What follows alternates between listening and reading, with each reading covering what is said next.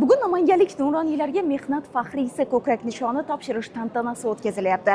Bu yerdagi nuroniylarning qanchasi maktab qurdi, aholini davoladi va bugungi avlodni ma'nan yetuk etib tarbiyaladi. Bugungi tadbir chin ma'noda inson qadri va uning mehnati e'tirofiga aylanyapti.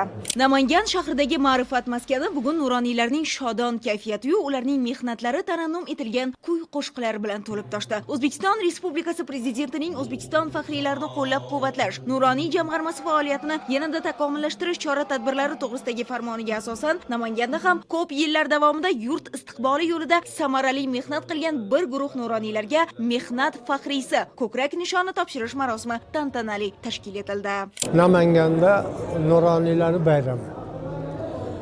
Respublikamizda mana 10 yildan buyon muhtaram prezidentimiz sharofatlari bilan, g'amxo'rliklari bilan nuroniylarni, keksalarni, faxriylarni mana shu nuroniy medalini topshirish marosimi juda quvonchli bir katta bayramga aylanadi.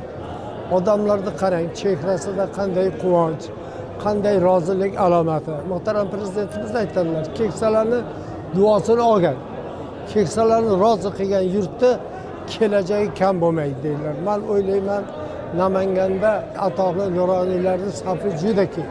Men o'ylayman, yuzlab odamga nuroniy medaliga arziydigan insonlar bor. Muhtaram prezidentimizdan shu darajada minnatdor biz. O'zbekistonda bo'layotgan bugungi taraqqiyot, bugungi o'sish, bugungi xalq farovonligi butun dunyo havas qilsa qiladigan, arziydigan darajaga keldi.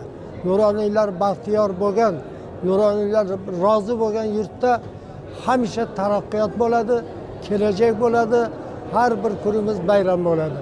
Mehnat faxriysi ko'krak nishoni asosan yurtimizning iqtisodiyot, ishlab chiqarish, ilm-fan, ta'lim, madaniyat, sog'liqni saqlash, sud huquq va boshqa sohalarda uzoq vaqt samarali mehnat qilgan nafaqa yoshidagi nuroniylar, shuningdek ishlamasdan hayotini, oilalar mustahkamligini saqlash, yosh avlodni jamiyat oldida munosib, vatanga sadoqat ruhida tarbiyalashga hissa qo'shgan, jamiyatda hurmat qozongan yosh ulug' yurtdoshlarimizga beriladi. Bu yil Namangan viloyatida 54 nafar ana shunday fidoyi nuroniylarga mazkur ko'krak nishonlari tantanali topshirildi. Hurmatli prezidentimizning qarorlari bilan bugun Namangan viloyatida 53 nafar nuroniy mehnatiga yarasha, zahmatiga yarasha, fidoyiligiga yarasha taqdirlanyapti. Bu taqdirlardan biz havas qilamiz, sababi yurtning tayanchi ular. Ulug'lar, ustozlar, nuroniylar mana shu yurtni yetaklayib turgan insonlar hisoblanadi. Bu bizga juda ko'p motivatsiya beradi. Sababi ularning hayot yo'li biz uchun o'rnak, yoshlar uchun o'rnak. Mana bularning barchasini bitta so'z bilan aytishim kerakki, shukronalik. Bu hayotni tahlil qilishi, hayotdan xulosa chiqarishi va albatta o'zi namuna bo'lgan holda yoshlarga tarbiya berishidir. Bugungi marosim Namangan viloyatimizga yarashgan yana bitta katta marosim. Bu prezidentimizning yana bir bor Namangan viloyati nuroniylarini e'tirof etishi va shu bilan birgalikda nuroniylarning oldidagi juda katta hali qilinadigan ishlar bor. Biz esa ularga yondosh bo'lib xizmat qilamiz. Tantanali tadbirda dastlab yig'ilgan faxriy nuroniylarni bugungi kun bilan bir ovozdan qutlandi. So'ng tuhfalar birma-bir o'z egalariga topshirildi.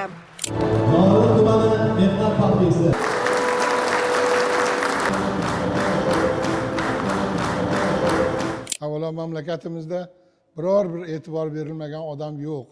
Kimki astoydil harakat qilib, vijdonan mehnat qilib, boshqalardan sal bo'lsa ham ajralib tursa, albatta u odamga e'tibor berilyapti. Bizga nasib qilgan ekan birinchi darajali mehnat faxriysi ko'krak nishonini olish prezidentimizga e'tibor uchun minnatdorchilik bildiraman. Mamlakatimiz hamma burchagida prezidentimiz qayerga borsalar, albatta faxriylarga vaqtlarini topib, ularning fikrlarini o'rganadilar. Bu juda ulug' narsa, ulug' ish. Shuncha gapirdim, qoyil qolib turibman o'zim ham. Shu gaplar tilimga kelganiga hayajon cheksizda endi. Mani otam ham o'qituvchi bo'lganlar. Hayot bo'lganlarida boshlari osmonga yetgan bo'lar. Kutmagan edim. Kamtarona mehnatlarim shunchalik taqdirlanadi deb 82-yilda oliygohni bitirgan bo'lsam, Toshkent davlat universitetini shundan buyoniga turli jabhalarda xizmat qildim, mehnat qildim. Mukofotga sazovor bo'lmaganman. Mana birinchisi, nihoyatda xursandman. Men uchun boshqacha kayfiyat bo'ldi. Prezidentimizga avvalo nihoyatda katta rahmatlar bo'lsin. Har bitta nuroniy mehnat qilganki, mana shunday xizmatlarga, hurmatlarga loyiq deb hisoblayman. Bu menga juda ham katta mas'uliyat. Ha, bu nishon 70-80 yoshni qoralagan, hayotning past va balandini ko'rgan, ko'p yillar davomida shu yurt ravnaqi uchun o'z mehnatini ayamagan, tajribali nuroniylar uchun chin ma'noda mehnat va qadr e'tirofiga aylandi. Ularning har biri bu rag'bat orqali prezident davlatning qo'llab-quvvatlovi mehrini yana bir karra his etishmoqda. Mehnat faxriysi ko'krak nishoni olganlar, ularning yonida kelgan yaqinlari uchun nihoyatda muborak kun bo'ldi, chiroyli kun bo'ldi. Bu hammasi mana shu respublikamizda davlatimiz tomonidan, davlat boshimiz tomonidan shu xalqqa qiladigan e'tiborlarini bir nishonasi deb bilaman. Bugungi e'tirofdan, e'tibordan meni boshim osmonga yetdi. Haqiqatdan ham davlatimiz rahbari tomonidan ijtimoiy iqtisodiy yo'nalishlar bo'yicha qilinadigan ishlar juda ham katta bo'lyapti. Namanganimizda ham shu jumladan buni mana prezidentimizning tashriflaridan ham o'zim xursand bo'lib ketganlardan ham ko'rinib turibdi.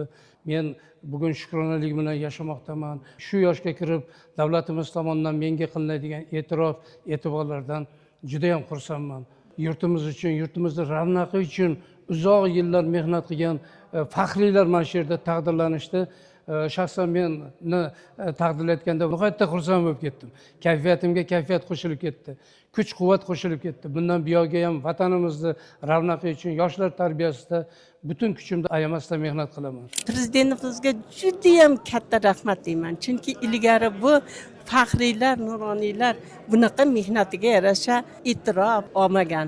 Men shunaqangi kayfiyatdamanki, eng obro'li, eng mehnat qilgan, eng o'zini yoshlarga bo'lgan, yoshlar hozir biz tarbiyasiga e'tibor berishimiz kerak-ku. Yoshlarga e'tibor bergan, farovonlik sari tamoyillari asosida mehnat qilayotgan faxriylarimizga beryapti. Buning uchun men bitta narsani aytmoqchiman. Yaqin o'rta ilgari men Nuroniyda ishlagan bo'lsam, oilaga olmaganmiz qizim. Hozir kambag'allikdan farovonlik sarida ishlayotgan faol nuroniylarimizga ham rag'bat beryapti.